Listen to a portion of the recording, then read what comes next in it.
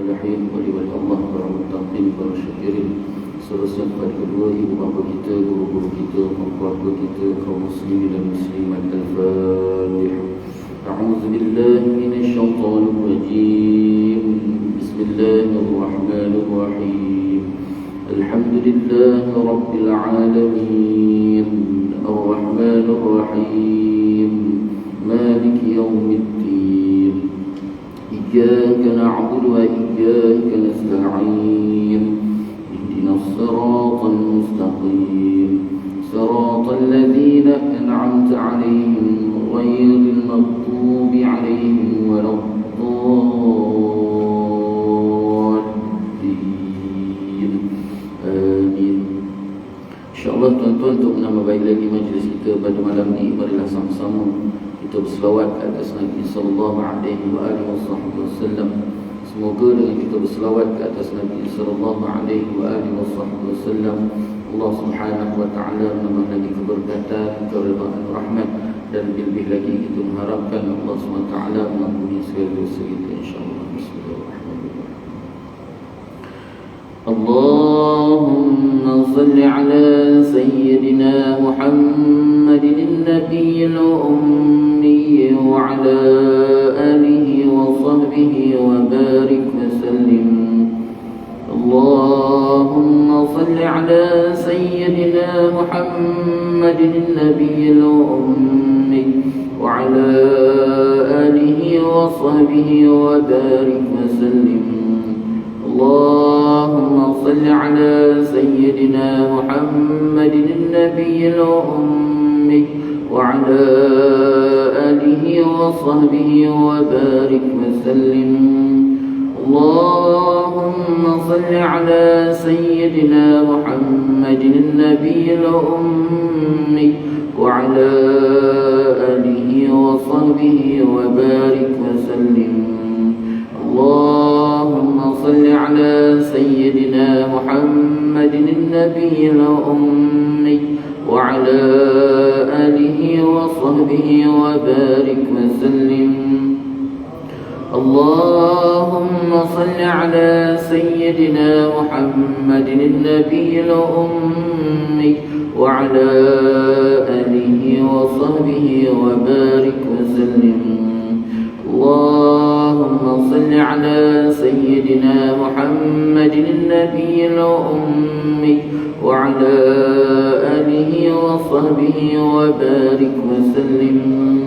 اللهم صل على سيدنا محمد النبي الأمي وعلى آله وصحبه وبارك وسلم.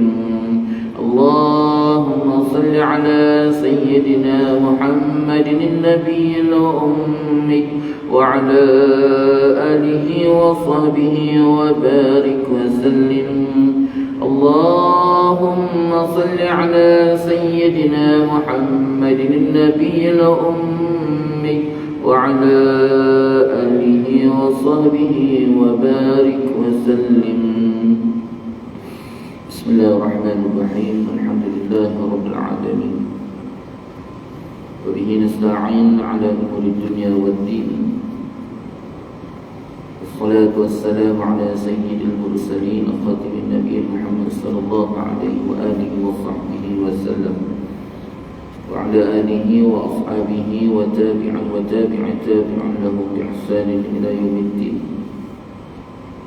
سبحانك لا علم لنا إلا ما علمتنا إنك أنت العليم الحكيم. رب اشرح لي صدري ويسر لي أمري واحلل عقدة من لساني يفقهوا قولي. رب زدنا علما وارزقنا فهما. اللهم يسر ولا تعسر. رب تمم بالخير يا فتاح يا عليم، افتح لنا فتوح العارفين. ولا حول ولا قوة إلا بالله العلي العظيم. ولا حول ولا قوة إلا بالله العلي العظيم. ولا حول ولا قوة إلا بالله العلي العظيم. أما بعد، قال الله تعالى في القرآن العظيم: أعوذ بالله من الشيطان الرجيم. بسم الله الرحمن الرحيم. ألم نشرح لك صدرك ووضعنا عنك وزرك الذي أنقض ظهرك ورفعنا لك ذكرك فإن مع العسر يسرا إن مع العسر يسرا فإذا فرغت فانصب وإلى ربك فارغب. صدق الله العظيم. Alhamdulillah, pertama-tamanya marilah sama-sama kita merafakkan rasa syukur kita kehadirat Allah Subhanahu wa taala. Dengan keizinan Allah Subhanahu wa taala dapat sama-sama kita bertemu dan kita bersua lagi pada malam ini, dan sama-sama kita mengharapkan semoga pertemuan kita pada malam ini Allah Subhanahu wa taala penuhkan dengan keberkatan, keredaan, rahmat, dan lebih lagi kita mengharapkan Allah Subhanahu wa taala mengampuni segala dosa kita insya-Allah. Insya-Allah tuan-tuan, kita akan sambung lagi bacaan kitab Hakikat Hidup Beriman yang telah dikarang kitab ini oleh Al-Fadhil Ustaz Samsul Muhammad Nur. Masih lagi perbincangan kita berkisar pada sifat yang wajib bagi Allah Subhanahu wa taala yang keempat, yaitu mukhalafatuhu ta'ala lil hawadith. InsyaAllah pada malam ni kita sambung dalam membicarakan mengenai dalil sifat wajib bagi Allah Subhanahu wa taala mukhalafatuhu ta'ala lil hawadith, muka surat 158. Perenggan yang bawah sekali. Betul ya? Betul ya? Surat 158, perenggan yang bawah sekali. Iblis la'natullah tidak berhenti-henti. Qala Allah Ta'ala fil Qur'an al-Azim, a'udzu billahi minasy syaithanir rajim. Bismillahirrahmanirrahim.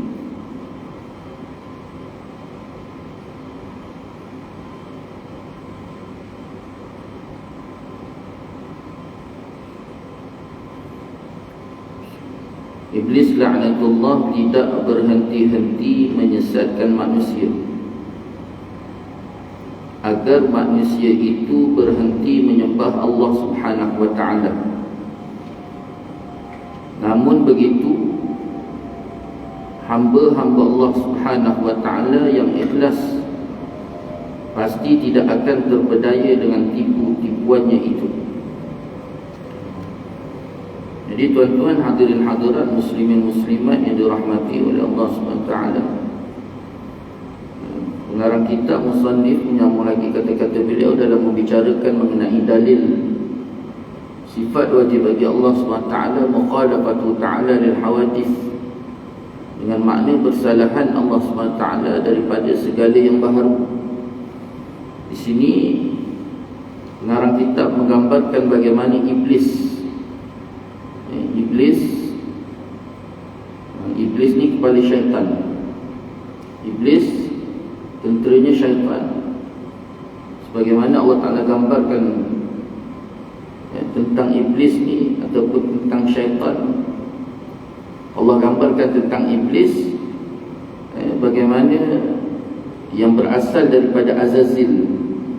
Iblis ni tuan-tuan asalnya daripada Azazil, jin, yang mana Allah Ta'ala perintahkan supaya para malaikat turun ke bumi. Sewaktu itu peristiwa berlaku sebelum daripada kejadian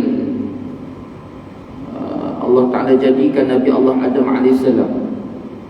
Sebelum Allah SWT jadikan Nabi Allah Adam AS, penghuni bumi ini adalah daripada kalangan jin. Dan sampailah pada kemuncaknya mereka melakukan kerosakan di atas muka bumi, sehingga sampai Allah perintahkan para malaikat turun ke bumi untuk melenyapkan seluruh kalangan jin tadi.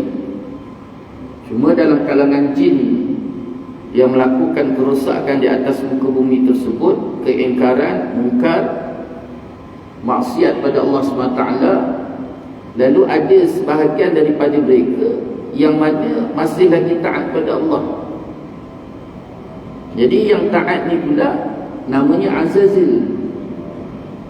Dan Azazil ni lah tuan-tuan yang Allah perintah supaya mengetuai para malaikat untuk menghancur dan melenyapkan seluruh jin-jin yang melakukan kemungkaran dan kerosakan di atas muka bumi. Lalu dalam mereka melata, Allah Ta'ala perintahkan hancurkan seluruh, musnahkan seluruh para jin tadi. Dalam masa yang sama Allah kecualikan 2 tempat. Mana-mana daripada kalangan jin, tuan-tuan, yang lari dan duduk mencari keselamatan pada 2 tempat ni, maka lepaskan.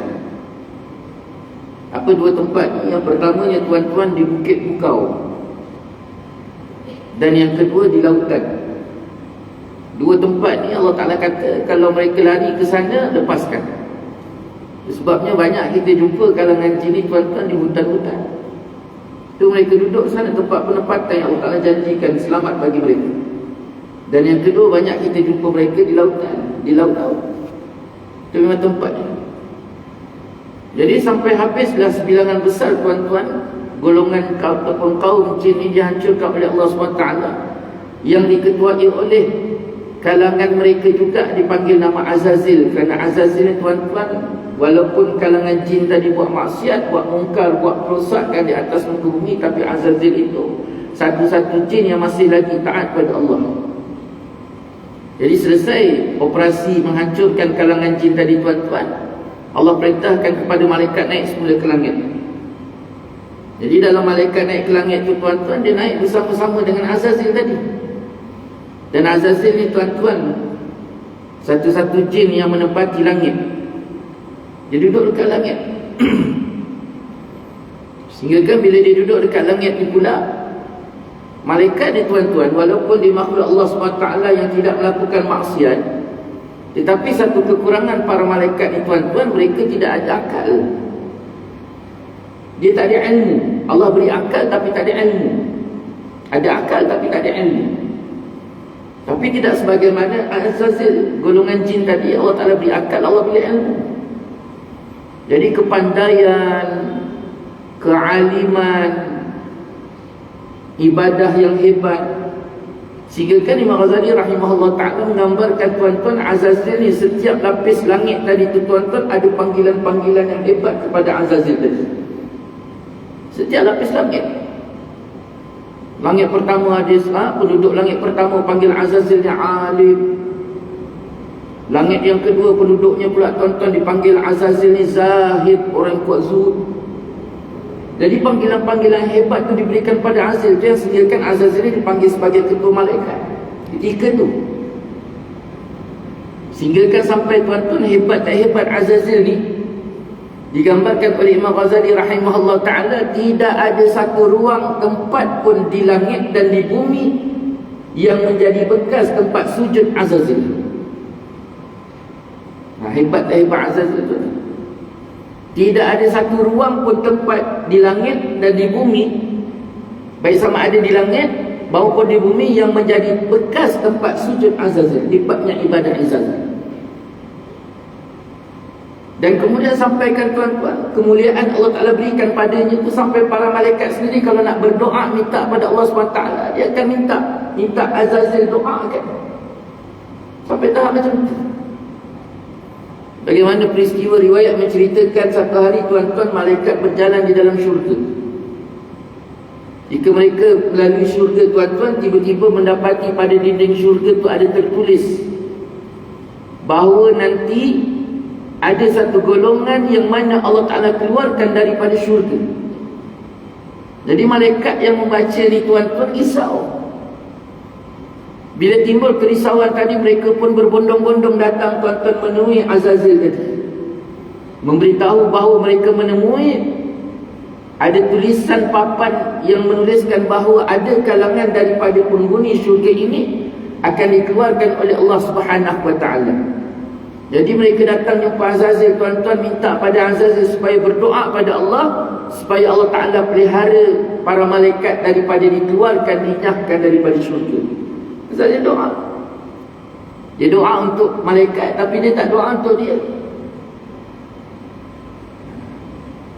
Jadi sampailah, tuan-tuan, satu ketika keadaan dia Allah Ta'ala bicara dan Allah Ta'ala bagi tahu keinginan untuk jadikan Nabi Allah Adam, wa idh qala rabbuka lil malaikati inni ja'ilun fil ardi khalifah Qalu ataj'alu fiha man yufsidu fiha wa yasfiku ad-dima' wa nahnu nusabbihu bihamdika wa nuqaddisu lak.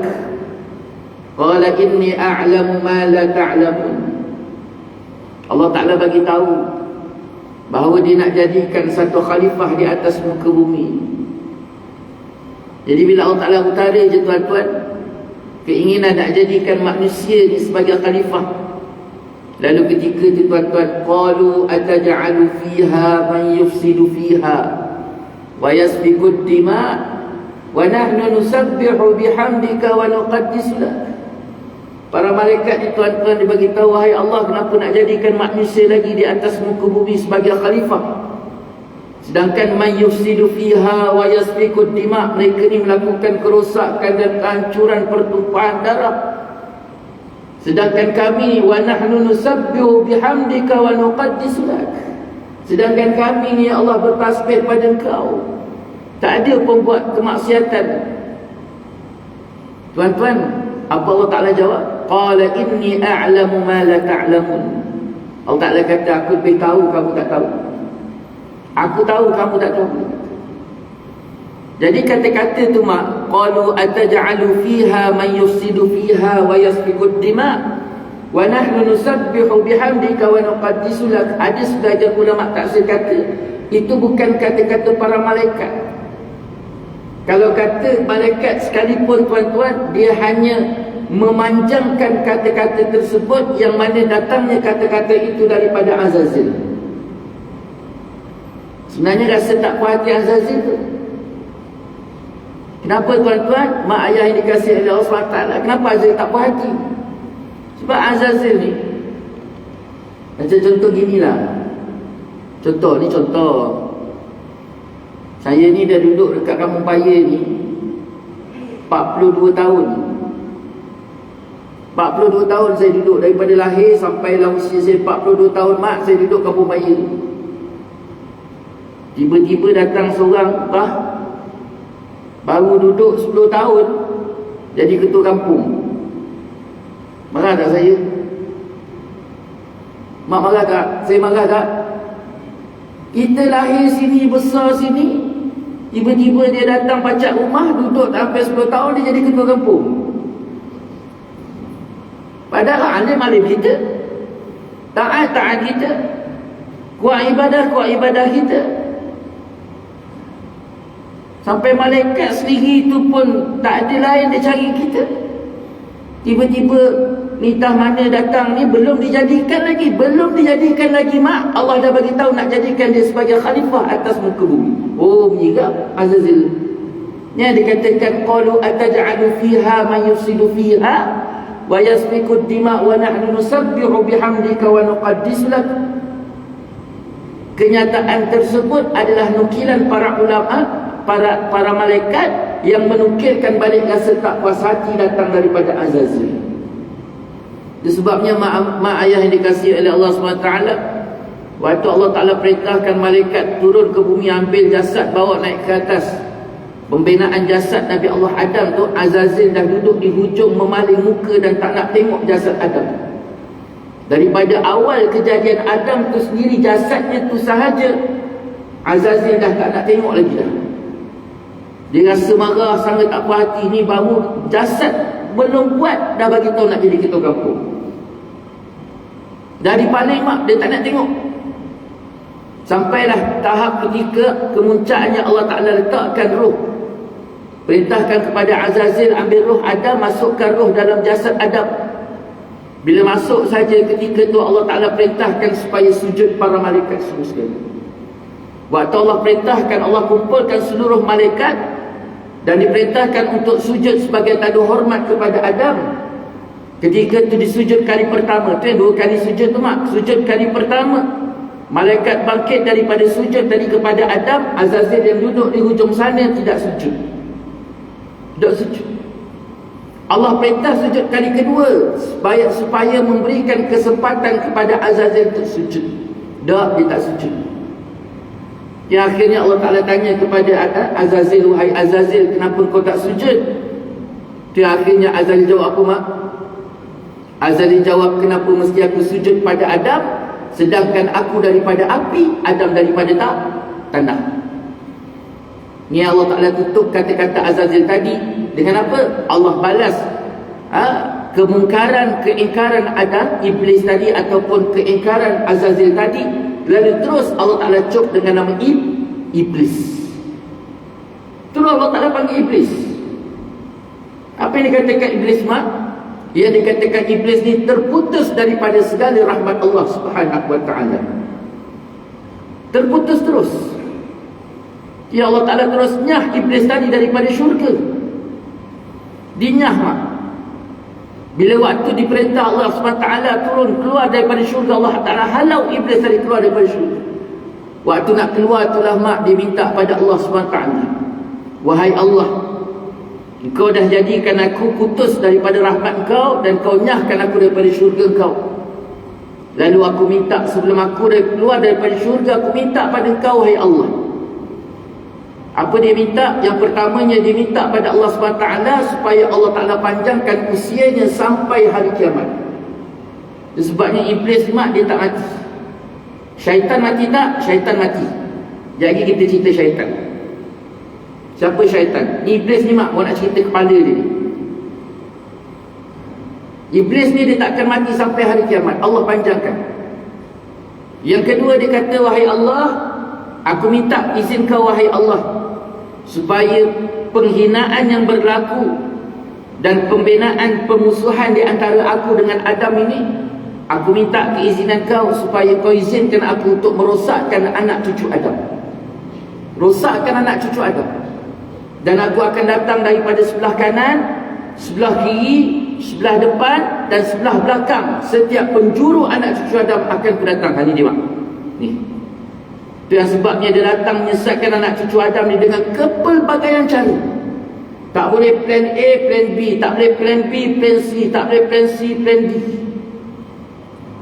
Itu berhati-hati mak. Allah Ta'ala tunaikan tak? Allah Ta'ala tunaikan. Allah izinkan. Itu sebabnya sampai bila-bila pun mak, tidak ada istilah gencatan senjata di antara manusia dengan Azazil. Jadi tak. Tak ada istilah gencatan senjata. Tak ada istilah nak buat baik. Itu sebabnya buat baik dengan syaitan ni haram hukum dia. Haram. Ini yang turun bumi, dia turun ke bumi ni, dia minta, dia buat sehabis-habis ni dengan kepelbagaian cara. Ini Azazil, dipanggil Iblis. Lepas dia tak sujud, Allah Ta'ala cop terus Iblis. Jadi Iblis ni mak, dia adalah ketua kepada syaitan. Syaitan ni siapa pula mak? Syaitan ni Allah Ta'ala gambarkan salah satu ciri-ciri syaitan dalam surah An-Nas. Bismillahirrahmanirrahim. Qul a'udzu birabbin nas, malikin nas, ilahin nas, min syarril waswasil khannas, alladhi yuwaswisu fi sudurin nas, minal jinnati wan nas. Syaitan ni mak, siapa mereka ni? Dia ni tentera-tentera Iblis tadi. Dan mereka ni daripada mana? Minal jinnati wan nas, daripada kalangan jin dan juga manusia. Apa kerja dia? Was-was. Dia memberikan was-was kepada manusia. Itu sebabnya modus operandi mereka ni bah, dia tak ada istilah suruh, dia tak ada istilah larang. Tak. Dia tak ada istilah suruh, dia tak ada istilah larang. Dia tak ada suruh pergi apa ni, pergi karaoke, dandut. Tak ada. Dia tak ada yang ajak musi pergi dangdut, tak. Kemudian dia tak ada istilah larang mak, jangan pergi masjid, tak. Dia tak ada istilah larang. Apa yang modus operandi dia apa mak? Was-was. Macam mana was-was? Contohnya gini, masa abah nak pergi masjid, dia kata apa? Buat apa kau pergi masjid? Buat apa kau pergi masjid? Kalau kau pergi masjid pun boleh tentu kau dapat pahala. Lepas tu kau pergi masjid pula, orang duduk masjid, duduk mengumpat. Datang ustaz pula yang mengajar, Tak habis-habis buat perling kau sakit hati. Jadi abah ni dengan benda-benda ni bermain dalam benak dia. Tu kerja modus operandi dia. Nak jadi cerita bah, abah pula demam 2 minggu. Abah demam dah 2 minggu demam, tak pergi masjid. Jadi bila dah 2 minggu tak pergi masjid, akhirnya dah agak sedap sikit badan, abah pun start motor pergi masjid. Masa nak pergi tu, syaitan kata apa? Dia tak kata jangan, dia tak kata pergi. Dia akan kata, kenapa kau pergi? Buat apa kau pergi? Kalau kau pergi pun buat sakit hati je, nanti kan nak jadi cerita pula, abah pun start motor sampai depan masjid pukul 6.40. Masa tu kawan-kawan masjid tengah duduk lepak tunggu azan maghrib. Jadi ketika tu mereka dah nampak ajar abah. Kan kita ni kawan-kawan daripada kecil, jadi bahasanya pun luar biasa. Dia nampak kita bah, dia kata apa? Dia nampak abah, haji baru nampak, lama tak nampak. Ingatkan dah tak jumpa pintu pagar masjid. Ingatkan dah tak jumpa pintu pagar masjid. Abah rasa abah tua tak butuh. Masa tu mak belum letak lagi tongkat, baru masuk. Tiba-tiba dia sambut, haji lama tak nampak. Kita ni dah lah sakit demam, datang gigil-gigil semangat lagi semayang Jumaat ni. Tiba-tiba belum letak tongkat lagi dia sahut macam tu, haji lama tak nampak. Ingatkan dah tak jumpa pintu pagar masjid, rasa-rasa letak tak tongkat kan pusing balik. Sekali pun letak tongkat abah, datang semayang, rasa-rasanya tak sempat sampai isyak dia balik. Syaitan tu tak duduk senyap. Kan aku dah kata, buat apa kau pergi? Kalau kau pergi pun tengok penyakit hati. Orang pergi masjid ni pun bukan betul. Nampak mak? Ini yang dikatakan min syarril waswasil khannas. Ni kerja modus operandi dia.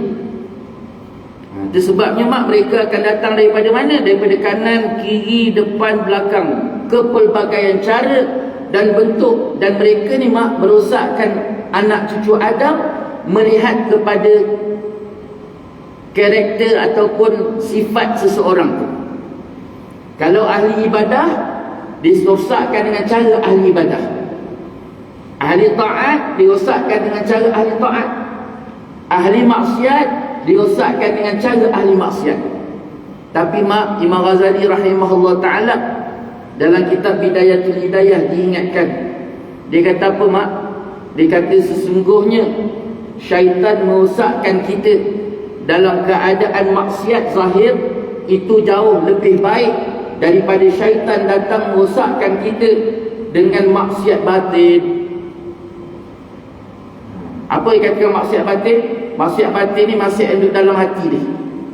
Yang lahiriah, dia nampak dia beribadah, nampak lahiriah dia taat, nampak lahiriah dia salat, nampak lahiriah dia baca Quran, nampak lahiriah dia sujud pada Allah, nampak lahiriah dia berzikir, berwirid, tetapi hakikat hatinya dalam keadaan tidak ikhlas. Hati dia takabur, rasa besar diri. Hati dia ujub, rasa diri dia lebih baik daripada orang lain. Jadi sifat-sifat ni Imam Ghazali kata jauh lebih ditakuti dibandingkan orang yang melakukan maksiat zahir. Orang yang duduk kat luar sana, minum arak, berzina, dia tahu tak benda tu maksiat, dia tahu. Dan besar kemungkinan mereka itu jauh lebih mudah bertaubat pada Allah SWT dibandingkan ahli taat yang berhadapan dengan maksiat batin. Jadi hati-hati. Sebabnya Ghazali kata apa? Orang yang melakukan ketaatan itu kena jauh lebih berhati-hati dibandingkan orang yang melakukan maksiat zahir. Kita ni duduk masjid kena jauh lebih berhati-hati. Sebabnya mak abah yang dikasih oleh Allah SWT, para ulama kata apa? Syurga tu kebanyakan penghuninya adalah background dia ahli maksiat. Syurga tu mak, penghuni syurga tu kebanyakan mereka adalah background asalnya adalah ahli maksiat. Dan neraka tu kebanyakan penghuninya adalah ahli taat.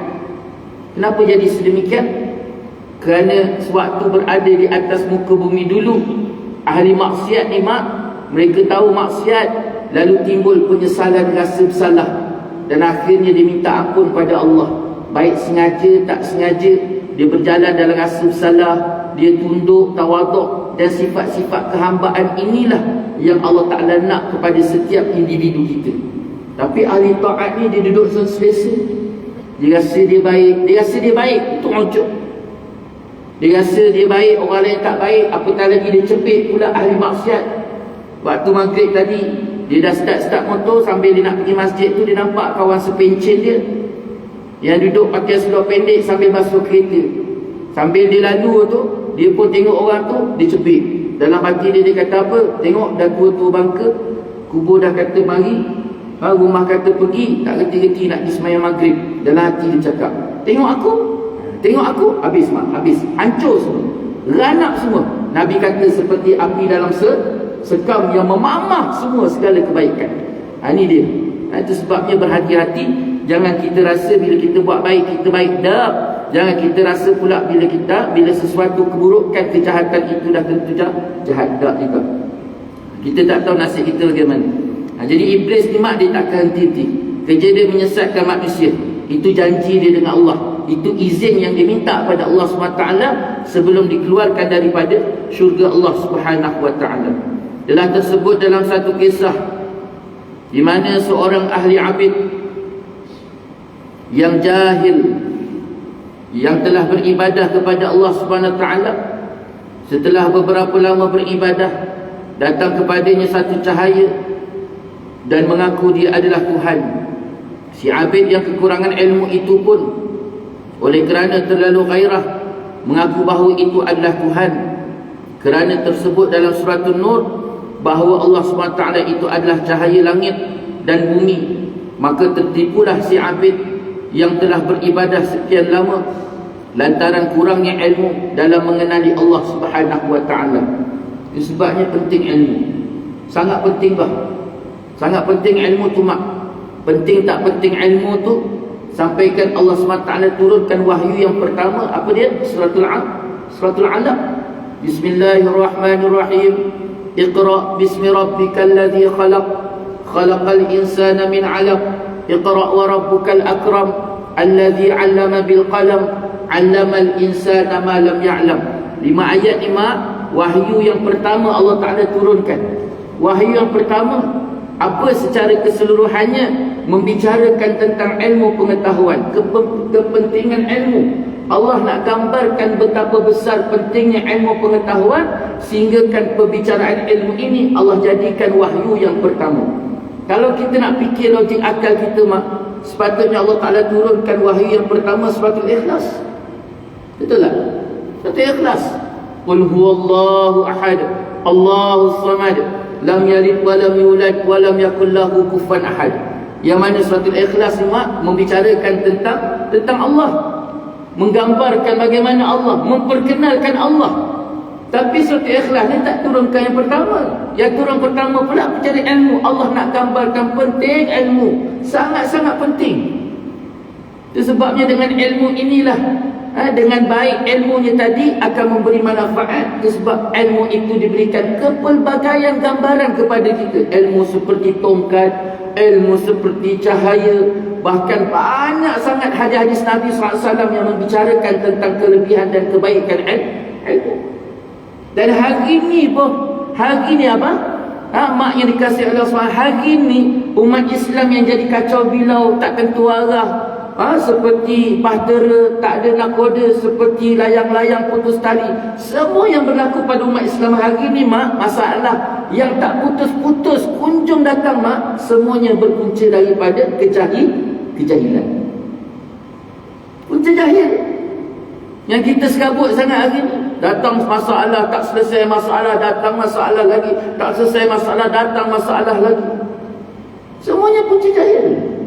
Sebabnya kalau kita buka sendiri sejarah apa mak, 1511 1513 tu Portugis datang ke tanah Melayu. Azan.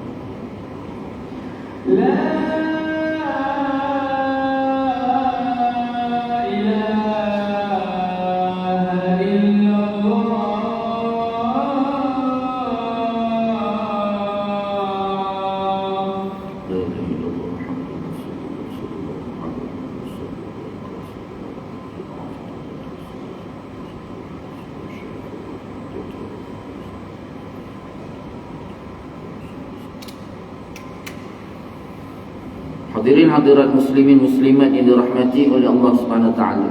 Jadi 1511 penjajah datang Portugis masuk ke tanah Melayu. Tujuannya apa? Untuk mengkristiankan.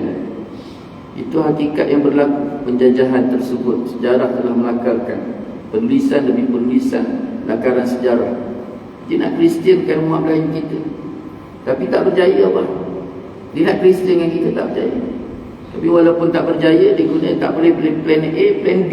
Ini syaitan ni, yang dikatakan syaitan. Tak boleh plan A, plan B. Apa dia mahu? Iaitu melahirkan masyarakat yang solat, puasa, zakat, haji, sedekah, umrah, semua kita buat. Jasad-jasad Melayu, jasad-jasad Muslim, tetapi iktikad syirik pada Allah. Puncanya apa? Mereka kaji. Perkara ni mereka kaji. Walaupun masyarakat tadi jasad tu jasad Melayu, jasad tu jasad Muslim, sembahyang, puasa, zakat, haji, tapi kalau dia melalui kehidupan dan apa ibadah sekalipun dilaksanakan dalam keadaan yang nampak dia buat, dilaksanakan, dia tunaikan, tapi iktikad dia syirik, hancur semua. Caranya bagaimana? Iaitu melahirkan masyarakat yang jahil. Macam mana nak lahirkan masyarakat jahil?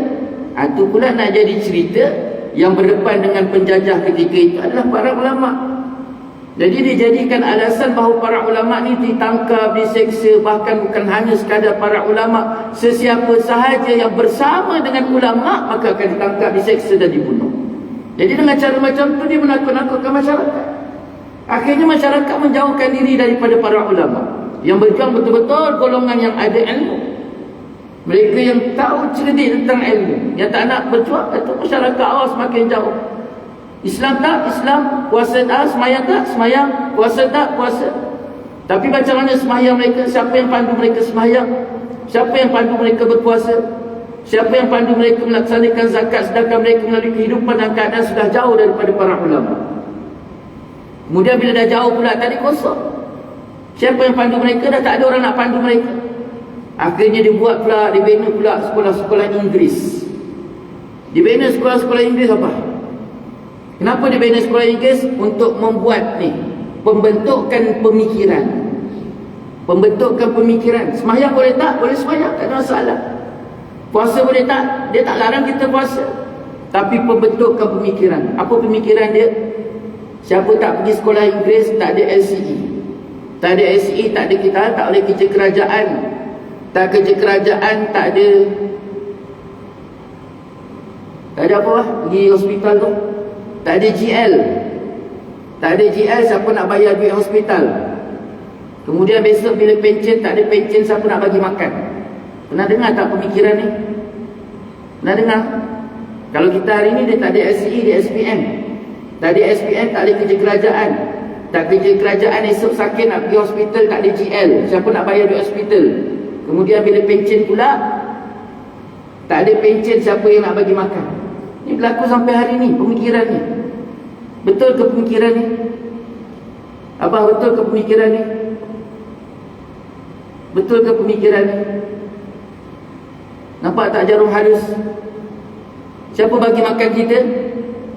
Siapa cukupkan rezeki kita? Siapa jadikan kita? Siapa yang suap makanan dalam mulut kita? Siapa yang mula suap makanan dalam mulut kita? Sebabnya mak nanti dalam kitab ni, mak, dekat depan nanti ada satu bab ulama bicara dalam kitab ni, pengarang kitab membicarakan tentang bab bekas, memberi bekas. Ni bukan bekas tu dah, memberi bekas. Kesan, memberi kesan. Kita ni usaha kita tak lebih hanya sekadar melaksanakan apa yang Allah perintah. Allah suruh nak makan, nak lapar, nakkan kenyang, kena makan. Nak makan, kena masak. Jadi mak pun masak. Bila mak masak, abah boleh makan tak? Boleh. Tapi abah boleh makan adakah disebabkan sebab mak masak? Tetapi kalau mak tak masak pun abah boleh makan tak? Boleh. Lalu bila abah makan pula, jangan kalau kata kenyang saja mesti makan. Tak. Kalau kita yakin kita makan disebabkan, kalau kita yakin bahawa kita kenyang ni makan dikarenakan makan, maka syirik. Nanti kat depan dia bahas. Itu ittifaq ulama tu. Ittifaq ulama kata mereka yang meyakini bahawa kesan itu datang daripada usaha, maka syirik. Sama lah. Kalau tak ada SPM, tak kerja kerajaan. Kalau tak kerja kerajaan, tak ada GL, tak ada pencen. Ini pemikiran-pemikiran yang tinggal oleh penjajah. Kenapa berpunca semikian? Puncanya hanya satu, iaitu jahil. Tak ada ilmu. Ini yang berlaku kepada abid ni. Abid ni kuat ibadah. Sebabnya abid dengan alim itu dua golongan yang berbeza. Siapa abid? Abid ni orang kuat ibadah. Siapa alim? Orang yang ada ilmu. Orang ada ilmu walaupun tak kuat ibadah jauh lebih baik daripada abid yang kuat ibadah tapi tak ada ilmu. Kenapa? Kerana dia tak ada panduan. Abid ni dia melaksanakan ibadah tapi tak ada panduan. Sama lah macam kita hari ni. Ramai tak orang solat berjemaah? Ramai. Jauh lebih baik daripada 30 tahun dulu. Tapi mak abah realiti yang berlaku, syaitan dan iblis dia main dam kat luar tu. Cukup bulan dia ambil gaji buta, dia makan gaji buta. Tak buat kerja pun. Sebab apa? Dia tak payah dah nak kacau-kacau kita solat. Kenapa dia tak kacau kita solat dah? Kenapa dia tak susah nak pening-pening kepala? Bahkan disuruh lagi pergi sembahyang. Kenapa? Sebab kita melaksanakan ibadah dalam keadaan jahil. Bila laksana ibadah dalam keadaan jahil, maka ibadah itu kosong. Kalau kita lihat dalam kacamata fiqh sendiri pun, apa syarat sah solat? Syarat sah solat mesti ada ilmu yang bersangkut paut tentang solat. Kalau tak ada ilmu, tak sah. Itu syarat sah solat. Habis dah kalau dia datang, kita tanya, Haji, ni bukan haji sini, ni haji Papua. Haji, apa yang dikatakan takbir? Takbiratul ihram tu apa? Mak abah bukan maaf cakap. Pernah satu hari saya duduk dalam 30 orang graduate pengajian Islam nak jadi ustaz ni. 30 orang, 40 orang duduk bagi pengisian pada mereka. Ni bukan budak pasti, bukan budak tadika, graduate pengajian Islam. Duduk 40 orang, dia orang nak graduate, kita bagi pengisian. Saya tanya satu perkara, tolong ceritakan kepada saya apa yang dikatakan takbiratul ihram. Allahu Akbar, angkat tangan dan juga Allahu Akbar. B, angkat tangan kata-kata Allahu Akbar. Mak tahu mak, dalam 40 orang tu dengan muka selamba dia, dengan yakin dia, angkat tangan dan ucapan Allahu Akbar. Saya kata apa? Padalah masyarakat sesat.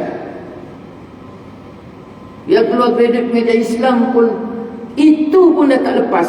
Macam mana dia nak pimpin masyarakat? Mana dia katakan takbiratul ihram? Takbiratul ihram itu hanya kalimah Allahu Akbar. Yang angkat tangan tu hukum sunat. Tu kan takbiratul ihram. Tu angkat tangan. Cuba bayangkan kalau takbiratul ihram tu pun hari ni bermasalah, malam ni, saat ini, detik ini masalah. Macam mana sembahyang kita 30 tahun, 40 tahun lepas? Yang ulama kata syarat sah solat itu mesti ada ilmu yang bersangkut paut dengan solat. Tak ada ilmu maknanya tak sah.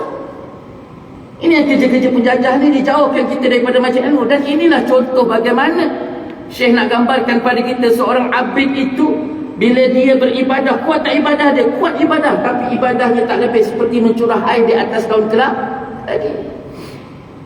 Sampaikan syaitan datang menyerupai cahaya, dia kata akulah Tuhan. Sedangkan dia tak ada ilmu, maka dia pun mengaku itu Tuhan. Mak abah yang dikasihi oleh Allah SWT, Allah itu cahaya ke? Ini yang bab kita ngaji malam ni. Mukhalafatu ta'ala lil hawadis. Allah Ta'ala itu takkan menyerupai, tak ada sesuatu pun yang dapat menyerupai Allah SWT. Allah Ta'ala itu tak ada sama sikit pun kalau bahasa kita dengan makhluk. Habis kalau dapat tengok cahaya-cahaya tu apa? Cahaya itu makhluk. Selagi mana kita dapat gapai sesuatu itu dengan panca indera kita, maka sudah pasti itu makhluk. Allah itu sesuatu yang tak boleh digapai. Tak boleh digapai, tak boleh dibayangkan. Tengok dia kata apa lagi. Peristiwa yang sama juga berlaku kepada Sultan Aulia Syekh Abdul Qadir Jalani. Telah datang kepadanya cahaya yang gilang gemilang dan berkata kepada Syekh, akulah Tuhanmu. Oleh kerana ibadahmu yang hebat, sekarang aku halalkan apa yang telah diharamkan kepadamu. Namun begitu, Syekh Abdul Qadir adalah seorang yang terpimpin. Cepat-cepat beliau beristighfar dan menghalau iblis tadi yang datang menyerupai cahaya itu. Begitulah tipu-tipuan yang perlu kita hindari dengan mempelajari ilmu, mengenal diri dan mengenal Allah Subhanahu wa ta'ala.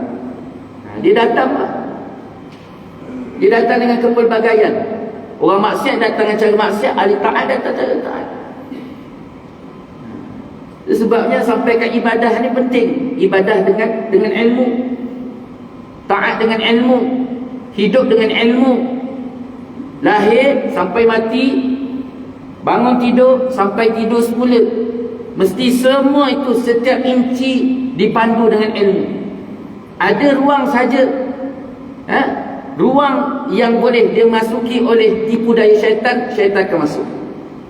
Apatah lagi perkara yang bersangkut paut dengan akidah dan iman. Sebabnya bab mukhalafat ta'ala al-hawadis ni kena hadam betul-betul. Kalau benda ni dihadamkan dengan baik, difahamkan betul-betul, insya-Allah besok Dajjal datang mak, walaupun dia tak bawa, walaupun dia bawa roti, bawa air, kita tak ada roti, tak ada air, kita lapar. Dan tapi kita faham tentang konsep iman, insya-Allah kita tak akan mengakui dia tu Tuhan, kerana kita tahu bahawa Tuhan itu ialah mukhalafat ta'ala lil hawadis. Jadi kena faham betul-betul. Selain itu terdapat juga gangguan bayangan ketuhanan. Selain daripada itu terdapat juga gangguan bayangan ketuhanan yang selalu bermain di dalam hati kita. Ia datang dalam berbagai bentuk dan mengganggu fikiran kita. Gangguan inilah yang hendak kita nafikan dengan sekeras-kerasnya, kerana Allah SWT itu bersifat dengan sifat mukhalafatu ta'ala lil hawadis, bersalahan Allah SWT daripada segala yang baharu. Jadi dia datang kejap-kejap, dia datang Allah Ta'ala. 2-3 hari lepas mak, ada satu kelas akidah Muslimat. Jadi seorang kakak ni dia kata, ustaz, ada seorang ustaz ni, dia gambarkan Allah Ta'ala tu besar. Dia gambarkan Allah Ta'ala tu, Allahu Akbar tu, Allah Ta'ala tu besar tu. Cuba bayangkan, dia kata, memang betul. Dalam kitab yang ditulis oleh Imam Ghazali, ada menceritakan bagaimana besarnya kursi. Kan kursi wasi'a kursiyyuhus samawati wal ard. Dalam ayat kursi. Betul faham? Wasi'a kursiyyuhus samawati wal ard. Kursi itu yang Allah Ta'ala sebut kursi yang merangkumi langit dan bumi. Kursi itu merangkumi langit dan bumi. Kursi itu bukan kursi tempat duduk. Kursi yang ditulis kat situ bukan kursi tempat duduk. Kursi dekat situ Sayyidina Ali radhiyallahu anhu menggambarkan kursi itu seperti satu batu panjang yang dibuat daripada lu'lu'. Batu lu'lu' yang terlalu panjang, besar, merangkumi langit dan bumi. Dia bukan kursi, dan jangan kita bayangkan kursi itu pula tempat duduk Allah. Dah. Sayyidina Ali kata batu lu'lu' yang panjang merangkumi langit dan bumi. Besar tak? Besar. Maknanya yang duduk bawah kursi itu adalah langit 7 petala langit. Langit ni daripada satu lapisan langit itu sahaja 500 tahun perjalanan. Kemudian daripada satu langit ke satu langit 500 tahun perjalanan. Maknanya nak sampai ke kursi itu berapa tahun? Kira lah. Tapi sebesar-besar kursi, jauh lebih besar arash Allah Subhanahu wa ta'ala. Jauh lebih arash. Arash itu jauh lebih besar. Sehingga kan para ulama kata apa? Jangan kau minta dan bercita-cita untuk melihat sesuatu selepas daripada arash. Tak ada dah. Arash itu yang terakhir. Dan arash ni pula besar tak besar dia, sampaikan Allah bina 80 sitar. 80 sitar ni apa 80 sitar ni dipanggil apa? Penghadang. Tu. Yang kayu putih tu panggil sitar. Panggil apa? Kau bahasa Melayu kita? Penghadang. Penghadang. Penghadang tu saja satu lapis penghadang itu sahaja 5,000 perjalanan daripada satu sitar ke satu sitar ada 80 sitar. Dan arash tadi pula, kursi tadi tu pula ada 8 malaikat yang menanggung kursi tadi. Yang menanggung kursi itu ada 8 orang malaikat yang menanggung kursi. Dan disebut oleh Imam Ghazali, kalau katalah Allah tak bina sitar tadi sitar tu tak dibina sebanyak 80 sitar, maka 8 orang malaikat yang menanggung kursi Allah tadi akan terbakar kerana arash terlalu kuatnya cahaya. Terlalu kuatnya cahaya arash tu sampaikan Allah bina 80 sitar, menghadap 80. Yang mana 80 tadi pula setiap satu lapisan, di antara satu lapisan itu 500 tahun perjalanan. Kalau tak ada 80 sitar tadi, malaikat dan dekat ustaz tu kata apa kat dia tu?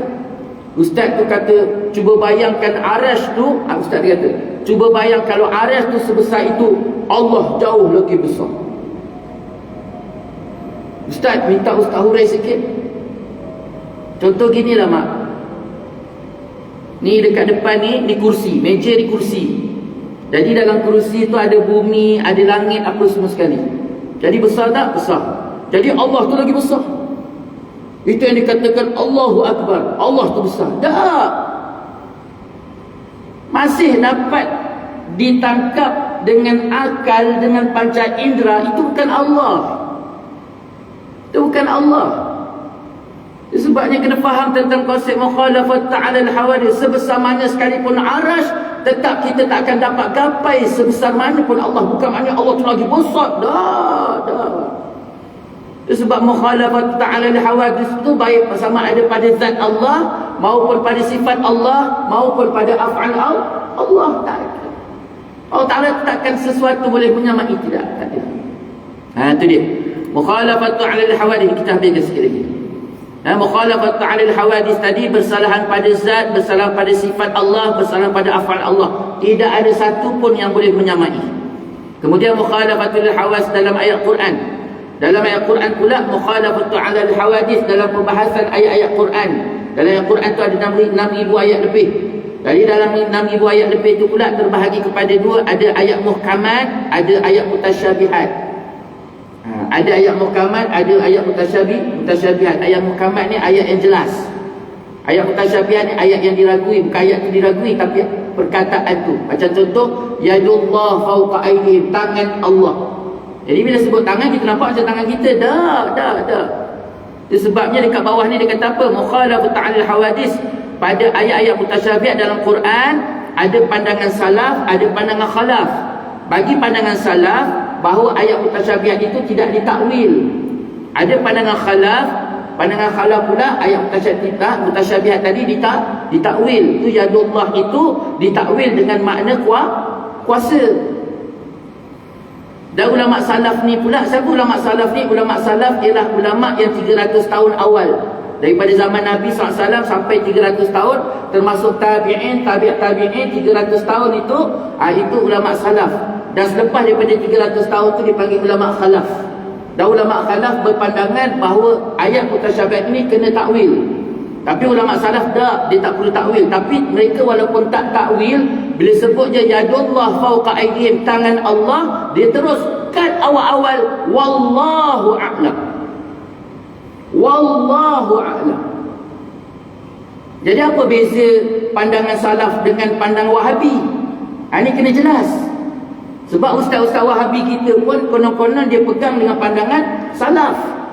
Tapi cara dia mentaksir dengan cara macam mana? Dia taksir dengan cara yadullah fawqa aydihim, tangan Allah. Dan tangan Allah itu, ya benar tangan Allah, tapi tangan Allah itu sebagaimana Allah. Dah ulama salaf tu bila sebut tangan Allah, dia tak ada sebut tangan, dia terus sebut wallahu a'lam. Tapi ustaz-ustaz Wahabi kata apa? Tangan Allah, ya benar tangan, tapi tangan itu sebagaimana tangan Allah. Dah, tangan, sebut je tangan, maka ketika itu dia dah mutasyabih ataupun menyerupakan dengan makhluk. Tu beza macam mana ulama salaf dalam berhadapan ayat-ayat mutasyabihat, yang mana mereka bila sebut je tangan yadullah, maka dia awal-awal dia akan kata wallah, Allah saja tahu. Dah. Itu sebabnya ulama sebut sebesar-besar mungkar bila jika mana mereka mentafsirkan ulama ayat-ayat mutasyabihat. Tapi ulama Wahabi dia akan kata, ya benar tangan Allah, ya benar tangan Allah, ya benar Allah tu duduk. Tapi duduk bagaimana? Duduk sebagaimana duduk Allah. Dah. Dia kena faham. Itu beza. Bagaimana ulama-ulama Wahabi menafsirkan dan juga ulama-ulama salaf. Konon-konon dia macam ulama salaf, tapi cara tafsirnya berbeza. Wallahu ta'ala alam. Itulah kita dalam membicarakan sifat yang wajib bagi Allah SWT, mukhalafat ta'ala lil hawadis.